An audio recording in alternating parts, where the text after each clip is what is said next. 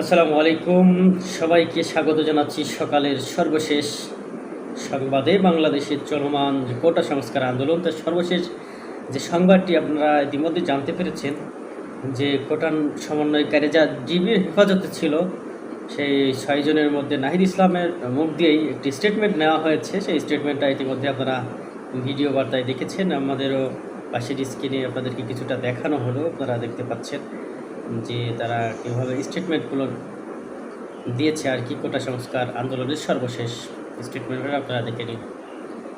পরিস্থিতিতে অনেকে অপ্রত্যাশিতভাবে আহত এবং নিহত হয়েছে। তাছাড়া রাষ্ট্রীয় স্থাপনা, অগ্নিসংযোগ সহ নানা সহিংস ঘটনা ঘটেছে। আমরা এই সকল অনাকাঙ্ক্ষিত নির্যাতনের মুখে স্টেটমেন্ট নেওয়া হয়েছে। নির্যাতনের মুখে স্টেটমেন্ট নেওয়া হয়েছে এমন একটি সংবাদ প্রচার করছে যুগান্তর। তো চলুন আমরা পুরো সংবাদটা আপনাদেরকে একটু পড়ে শোনাই।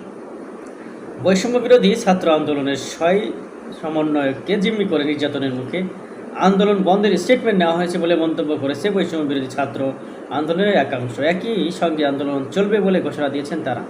রোববার রাতে টেলিগ্রাম ও সামাজিক যোগাযোগ মাধ্যমে ফেসবুকে তারা এই ঘোষণা দেন।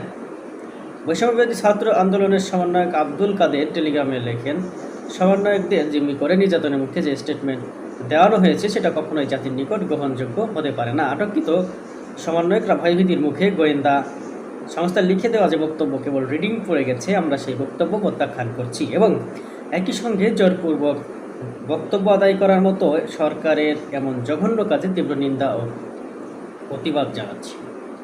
তিনি আরও বলেন, আমরা দত্তহীন ভাষায় বলতে চাই, পূর্বে উত্থাপিত ছাত্র হত্যার দায়ে প্রধানমন্ত্রীর ক্ষমা প্রার্থনা, স্বরাষ্ট্রমন্ত্রী পদত্র সহ 9 দফা দাবি আদায় না হওয়া পর্যন্ত আমাদের আন্দোলন চলমান থাকবে। দেশবাসীর প্রতি আহ্বান, আপনারা কোনো প্রকার বিভ্রান্ত হবেন না যে কোটার জন্য সরকার এতগুলো মানুষকে হত্যা করেছে, সেই হত্যার বিচার না হওয়া পর্যন্ত আন্দোলন চলবে।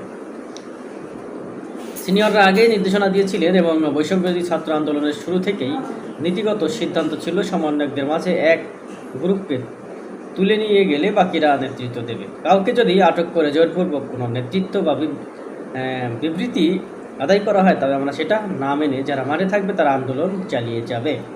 অর্থাৎ যে গণস্বাস্থ্য হসপিটাল থেকে 3 জনকে উঠিয়ে নেওয়া হয়, তার আগেই সেই 3 জন বলেছিল, যারা জুনিয়ররা আছে সমন্বয়ক, তাদেরকে সব বলেছিল যে আমরা না থাকতে পারলেও তোমরা আন্দোলন চালিয়ে যাবা, যে কোনো পরিস্থিতি আসুক না কেন বা যাই ঘটুক না কেন। সহ সমন্বয়ক রিফাত রাশিদ ফেসবুকে লিখেন, গণস্বাস্থ্য থেকে তুলে নিয়ে যাওয়ার আগে নাহিদ ভাই, আসিফ ভাই এবং বাকের ভাই 3 জনই স্পষ্ট করে বলেছিলেন যে আমরা যদি নাও থাকি আন্দোলন চালায় আনি, বা আন্দোলন যাতে থেমে না থাকে, আমাদের উপর অনেক ঝড়ঝাপটা যাবে। যারা বাইরে থাকবে তারাই অন কমান্ডে থাকবে, যারা বাইরে থাকবে তারাই অন কমান্ডে থাকবে, এটা বারবার করে তিনি বলে গেছেন। তাই সিনিয়রদের শেষ কথাগুলো বুকে ধারণ করেই আমরা আন্দোলন এগিয়ে নিয়ে যাচ্ছি। জোরপূর্বক আদায় করা বিবৃতি বাংলাদেশের ছাত্র সমাজ প্রত্যাখ্যান করেছে। আন্দোলন চালিয়ে যাওয়ার ঘোষণা দেওয়ার মধ্যে আরও রয়েছেন বৈষম্য বিরোধী ছাত্র আন্দোলনের সমন্বয়ক আব্দুল হান্নান মাসুদ, মোহাম্মদ মাইন সরকার, সহসমন্বয়ক আবদুল্লাহ সালাহিন অয়ন, মোসাদ্দেক আলী ইবনে মোহাম্মদ খান, তালাত মাহমুদ রাফি, চট্টগ্রাম বিশ্ববিদ্যালয়। আব্দুল হান্নান মাসুদ লিখেছেন, অস্ত্রের মুখে জিম্মি করে বিবৃতি আদায় ছাত্র সমাজ মেনে নেবে না। আপনারা জানলেন যে আন্দোলন চলবে, জিম্মি করে নির্যাতনের মুখে স্টেটমেন্ট দেওয়া হয়েছে বা নেওয়া হয়েছে আর কি। সেই সংবাদটা আমরা আপনাদেরকে বলে শোনালাম দৈনিক যুগান্তর থেকে।